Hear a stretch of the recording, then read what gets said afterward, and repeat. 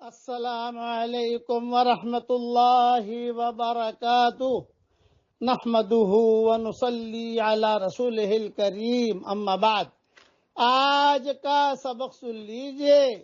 آج کے سبق کی سرخی ہے پیارے اللہ سے محبت کیجئے، پارٹ نمبر 78۔ حضرت یعقوب ابن عاصم رحمۃ اللہ علیہ دو صحابی رضوان اللہ علیہ مجمعین سے روایت نقل کرتے ہیں کہ انہوں نے رسول اللہ صلی اللہ علیہ وسلم کو یہ ارشاد فرماتے ہوئے سنا، جو بندہ لا الہ الا اللہ وحدہ لا شریک لہ لہ الملک ولہ الحمد وہو علی کل شیء قدیر، اس طور پر کہے کہ اس کے اندر اخلاص ہو اور دل زبان سے کہے ہوئے کلمات کی تصدیق کرتا ہو، تو اس کے لیے آسمان کے سارے دروازے کھول دیے جاتے ہیں اور اس کے کہنے والے کو اللہ تعالی نظر رحمت سے دیکھتے ہیں۔ اور جس بندہ پر اللہ تعالی کی نظر رحمت پڑ جائے تو وہ اس کا مستحق ہے کہ اللہ تعالیٰ سے جو مانگے اللہ تعالیٰ اسے دے دیں۔ یہ حدیث امام نسائی نے نقل کی ہے، عمل الیوم واللیلہ کے اندر حدیث رقم ہے 28، یا اور بھی اس کے نمبر ہوں گے، اور کتابوں میں بھی یہ حدیث موجود ہے۔ بہت بڑی فضیلت والا یہ کلمہ ہے۔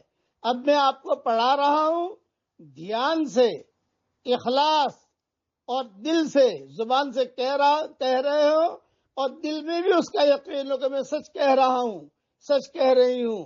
پڑھیے دھیان کے ساتھ، لا الہ الا اللہ وحدہ لا شریک لہ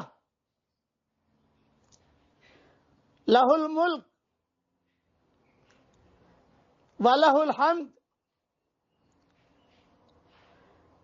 وَهُوَ عَلَى كُلِّ شَيْءٍ قَدِيرٌ۔ دیکھیے، میں نے اخلاص سے پڑھا اور دھیان سے پڑھا اور دل سے پڑھا۔ اللہ تعالی مجھے نظر رحمت سے دیکھ رہے ہیں اور سارے آسمان کے دروازے میرے لیے کھل بھی گئے۔ آپ بھی پڑھو گے تو آپ کے ساتھ بھی یہی معاملہ ہوگا۔ اور پھر یہ کہ اس کے بعد جو دعا مانگی جاتی ہے اللہ تعالیٰ دعا قبول کرتے ہیں۔ میں دعا کرتا ہوں کہ اے اللہ اس امت کی اجتماعی اور انفرادی پریشانیوں کو دور فرما دے، اور اے اللہ ہمارے دین کے سورج کو عروج نصیب فرما، اور ساری دنیا میں تیرے کلمے کو عافیت کے ساتھ پہنچا دے، گھر گھر میں تیرا دین پہنچ جائے، تو اس کی غیب سے صورت شکلیں پیدا فرما، اور تیرے مخلوق میں سے جو پریشان حال ہو ان کے پریشانیوں کو دور فرما، اور تیرے مخلوق میں سے جس کی جو حاجت ہو وہ حاجت کا تو غیب سے تکفل فرما، اور اپنے فضل و کرم سے ہماری دعاؤں کو قبول فرما۔ آمین۔ وآخر دعوانا ان الحمد للہ رب العالمین۔